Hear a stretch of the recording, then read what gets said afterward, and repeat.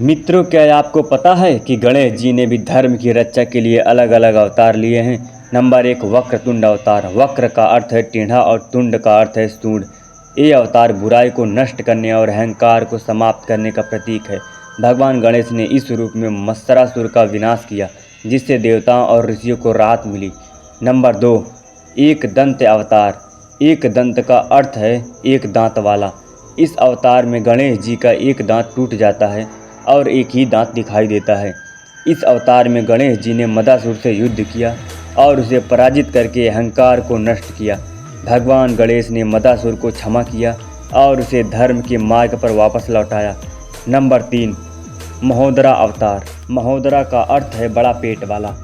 इस अवतार में गणेश जी का पेट बड़ा दिखता है।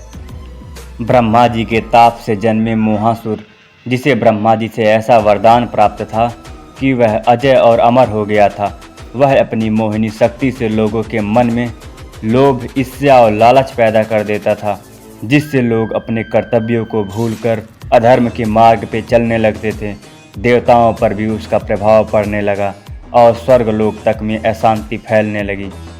तब गणेश जी ने महोदरा अवतार लेकर मोहासुर को पराजित कर धर्म के मार्ग पर लौटने का अवसर प्रदान किया। महोदरा रूप मोह और लालच को नियंत्रित करने का प्रतीक है। यह संतुलित और संयमित जीवन की प्रेरणा देता है। गजवक्र अवतार। गजवक्र का अर्थ है हाथी की तरह विशाल सूंड। इस अवतार में गणेश जी की सूंड बहुत विशाल होती है। गज मुक्ति के आतंक और अत्याचार को समाप्त करने के लिए देवताओं ने भगवान गणेश से प्रार्थना की। भगवान गणेश ने इस अनुरोध को स्वीकार किया और गजवक्र अवतार धारण किया और अपनी सूंड का उपयोग करके गज मुक्ति से युद्ध किया और इसे पराजित किया। गजवक्र अवतार लोभ और लालच को नाश करने का प्रतीक है। यह संतोष और संयम का महत्व सिखाता है। नंबर 5, लंबोदर अवतार। लंबोदर का अर्थ है लंबे पेट वाला। इस अवतार में गणेश जी का पेट बहुत लंबा और विशाल होता है।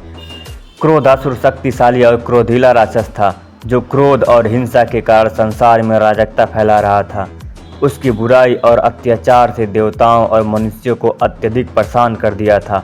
भगवान गणेश ने लंबोदर अवतार में इस राक्षस का वध करने के लिए धरती पर अवतार लिया।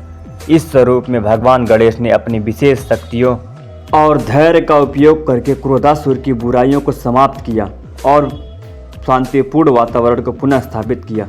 नंबर 6, विकट अवतार। विकट का अर्थ है भयंकर और डरावना। कामासुर के वासना और मोह को नियंत्रित करने के लिए गणेश जी ने विकट अवतार लिए थे। विकट का वाहन मोर है, जो सुंदरता, वासना और इच्छाओं को नियंत्रित करने का प्रतीक है।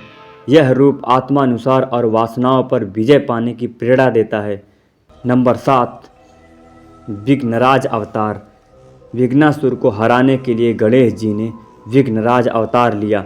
विघ्नराज का वाहन शेषनाग है, जो संरक्षण, नियंत्रण और शक्ति का प्रतीक है।